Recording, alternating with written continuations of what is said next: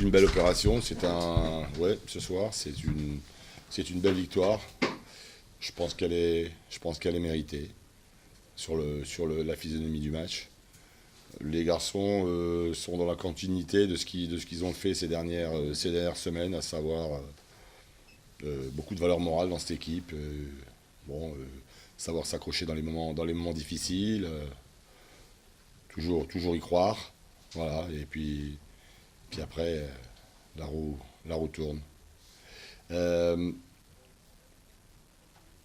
C'est dans le jeu, tout n'a pas été parfait, mais bon, surtout en deuxième mi-temps, on a réussi à les sortir un peu plus proprement, et ça nous a mis dans une situation quand même, une situation avantageuse. Siffle Beaumer, vas-y. Je peux dire qu'en marquant dès la première minute, vous êtes mis dans notre condition. Bon, c'était un scénario pour nous qui était idéal, mais il y a surtout que parfois quand tu marques comme ça dans la première minute de jeu, ça peut être parfois déstabilisant, quoi. C'est-à-dire que tu te mets à reculer, et puis mais ça reste un signal fort pour l'adversaire, quoi. Là, on a profité de cet avantage-là parce que l'équipe n'a pas reculé, on est resté costaud et solide tout au long du match, avec l'envie aussi de marquer le deuxième but. Une forte influence aussi de Bruno Grougy sur le déroulement du match. Sur L'influence de Bruno Grougy sur le déroulement des matchs et sur votre jeu aussi, ce soir avec Pascal Bruno, ouais. Mais Bruno, je dirais que ce soir, c'est vraiment toute l'équipe. C'est toute l'équipe. Je peux pas dissocier un mec ce soir de la performance collective. C'est vraiment une équipe qui est allée chercher la victoire. Tu as dit qu'il manquait 3 points au maintien, là, t'es 40 points, vous êtes... Bah, écoute, il y a un match qui arrive vendredi contre Arles-Avignon. Voilà, il faut prendre les 3 points. Maintenant, se projeter rapidement savourer ça d'abord, et puis se projeter rapidement sur le match d'Arles-Avignon. Et aussi, j'ai aimé ce soir, on s'est pas trop échappé, quoi. On a fait des fautes de concentration, on avait été pénalisé sur les derniers matchs. Je trouvais que l'équipe était en progrès. On est resté très attentif, très, très vigilant sur les coups de pied arrêtés en particulier, parce qu'ils ont de bons joueurs de tête. Et défensivement, sur le coup de pied arrêté, on a été bon. Puis je veux dire que ce soir, on marque sur le coup de tête, où le ballon est renvoyé. Le deuxième but, sur le coup de pied arrêté, c'est poteau. Ouais, donc on peut qualifier. C'est notre premier but cette saison. Ouais. Ouais, c'est le premier but. Ouais, même sur coup de pied arrêté. Donc quand je dis coup de pied arrêté, c'est centre comme un corner ou un coup franc excentré, centre, tête et but. Bon, là, il y a poteau, mais allez, on leur accorde.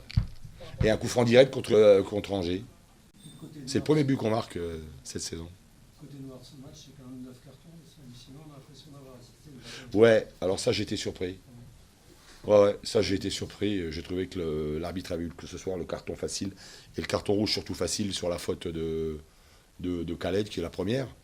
Ça ne méritait pas à la 93e minute. Enfin, s'il y a faute, il y a faute, mais un rouge, moi, j'ai pas vu un rouge, d'où on était. Il mérite pas ça. Bon, non, il a eu la gâchette facile quand même ce soir. C'est pas un match violent, non. Il y a eu l'engagement, mais bon, ça méritait pas 9 cartons. 9 cartons il y a eu. Hein, ouais. Putain. Ouais, non, c'est beaucoup. C'est énorme. Ouais. Heureusement que vous équipiez le terrain, il y en aurait 15. Voilà, c'était un pas de plus vers le maintien, et il faut continuer maintenant. Merci.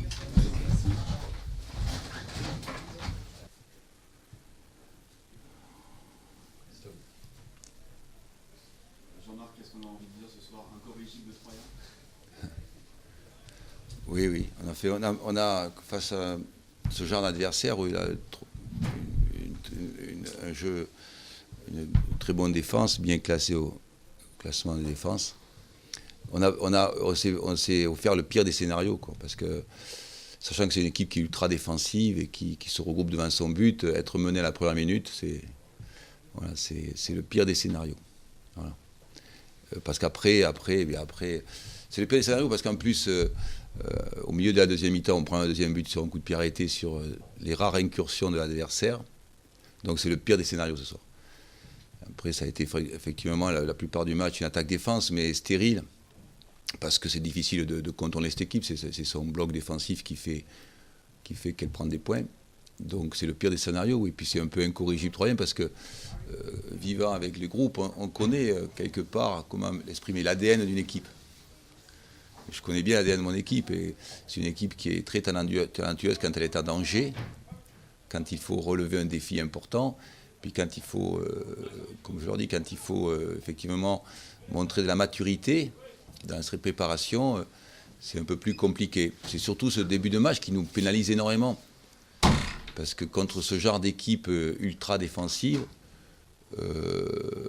il faut marquer les premiers pour les faire sortir, et c'est pas du tout ce qui s'est passé. Je regrette seulement que Nivet prenne un jaune alors que pour moi il y a un penalty dans la surface de réparation, parce que là ça peut être un tournant, mais c'était c'est très important quand vous faites le siège d'une surface de réparation que les fautes soient sifflées, quoi.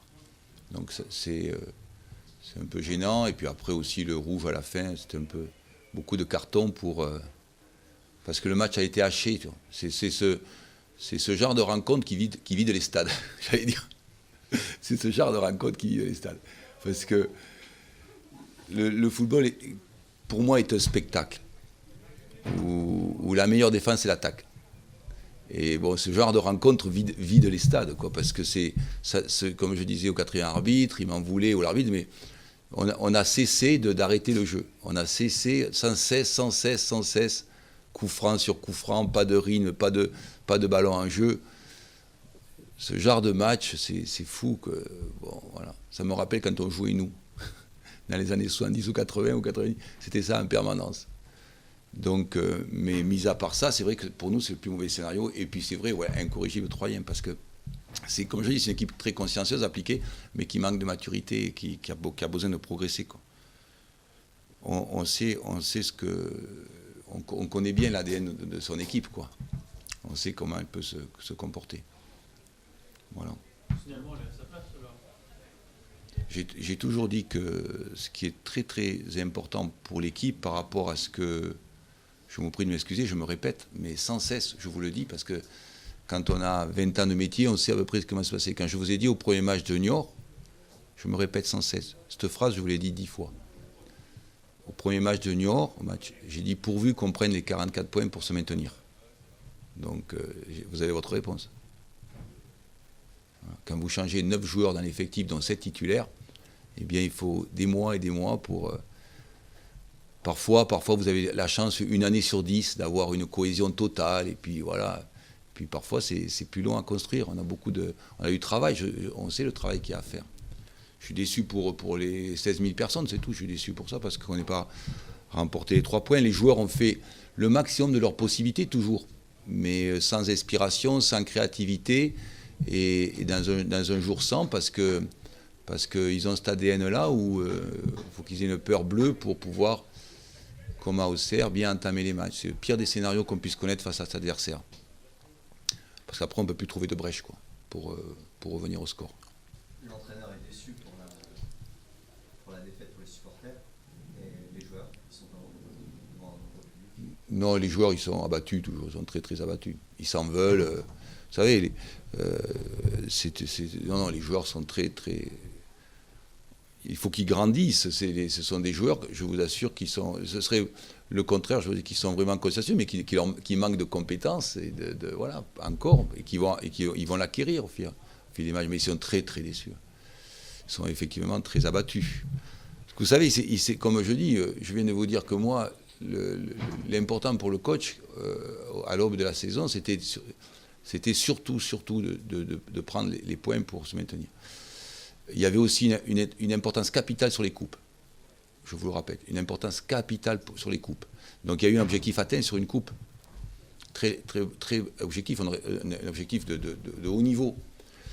Mais les joueurs, eux, dans leur tête, je vais vous dire pourquoi ils sont déçus, parce qu'eux, dans leur tête, Et je leur dis souvent, prouvez-moi ce que vous avez dans la tête. Parce qu'eux, dans leur tête, c'était pas ça du tout. Eux, dans leur tête, c'était en haut, en haut, en haut. Donc imaginez leur déception. Et moi, je leur dis, je crois pas que vous êtes... Il vous manque quelque chose, les gars. Et donc, à moi de leur faire en sorte qu'ils puissent obtenir ce quelque chose qui leur manque.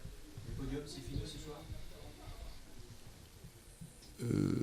Je pense, déjà avant le match, les joueurs, effectivement, avaient une obsession du podium. Mais c'est ça le défaut, d'avoir l'obsession du podium comme un supporter. Parce qu'il faut agir. Quand vous êtes acteur, vous n'êtes pas entraîneur, ni supporter, ni journaliste.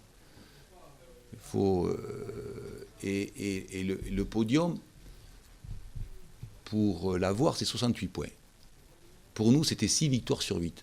Autrement dit, vous ne l'avez pas fait de la saison, c'est compliqué. Donc déjà, moi... L'important, c'était qu'on gagne le plus de matchs possible et qu'on ne perde pas. Déjà, on a perdu un. Et donc, c'était juste ça. C'est même pas le podium. Par contre, eux, oui, à mon goût, beaucoup trop obsédés par cette quête du Graal. Beaucoup trop obsédés. Il faut être obsédé par ses compétences sur le terrain. Il n'y a que ça. Les champions, c'est ça. C'est sur la tâche à accomplir qu'il faut être obsédé, pas sur un objectif hypothétique qu'on peut avoir un entraîneur, un supporter, un président ou un journaliste. Non. Quand vous êtes acteur, il faut être parfait dans la tâche à accomplir avant de se fixer des objectifs.